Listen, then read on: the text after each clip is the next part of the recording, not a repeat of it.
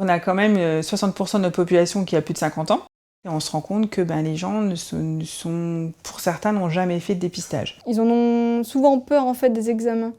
Aller passer une radio, aller passer un scanner. Alors là, on rentre dans un tube, c'est bruyant, ou un IRM c'est bruyant. On a des personnes, enfin des femmes qui, la mammographie, c'était niet. Ils vont pas faire ce dépistage cancer colorectal par exemple parce qu'ils ont peur de l'idée d'un cancer du poumon, d'autres choses en fait. Il faut dire cancer, mais il faut aussi voir le côté positif, le côté on prévient, on guérit pas, on prévient. On sait ce qu'on veut leur apporter, mais la manière dont on doit leur apporter et de s'assurer qu'ils comprennent aussi, c'est juste là la difficulté.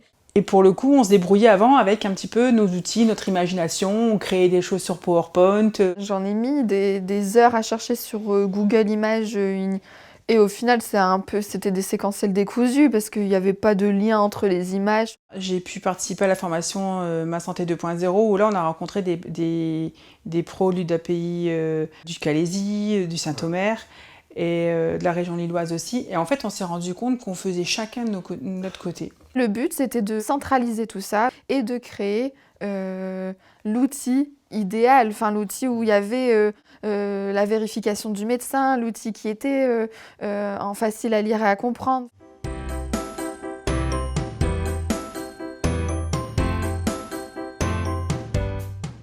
C'est une mallette avec plein de petits outils en fait, sur chaque thème différent. Ça revient toujours de la même manière, c'est qu'on a une clé USB. Donc voilà, hyper pratique parce que si le professionnel a un ordinateur, un grand écran, il utilise la clé USB.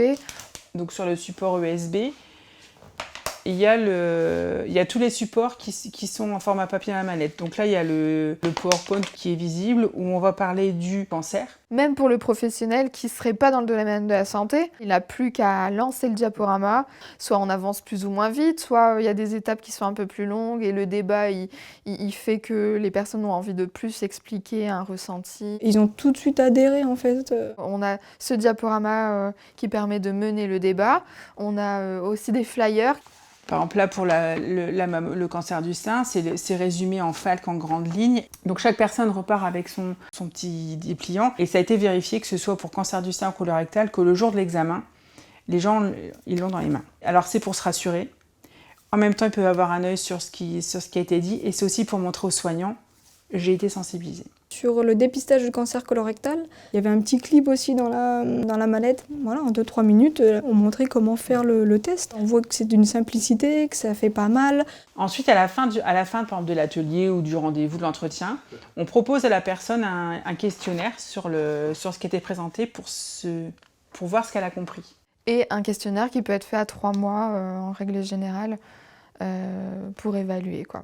Donc la mallette a aidé aussi, que ce soit en collectif ou en individuel, parce que certains sont un peu gênés d'en parler en collectif, donc on les reprend en individuel. En leur laissant le choix, sans être moralisateur, c'est ça qui est bien. Si la personne a déjà pris conscience de l'intérêt de l'examen, a pris conscience qu'il y avait des choses qui existaient si elle avait besoin d'aide, c'est déjà gagné, quoi. Voilà, on est deux personnes qui refusaient complètement tel ou tel examen, et avec les fiches, c'est passé tout seul. C'est un outil qui permet d'informer, de sensibiliser la personne et de dédramatiser l'acte médical et de du coup permettre plus facilement l'accès aux soins des personnes en situation de handicap. Allez-y, déployez-le et utilisez-le.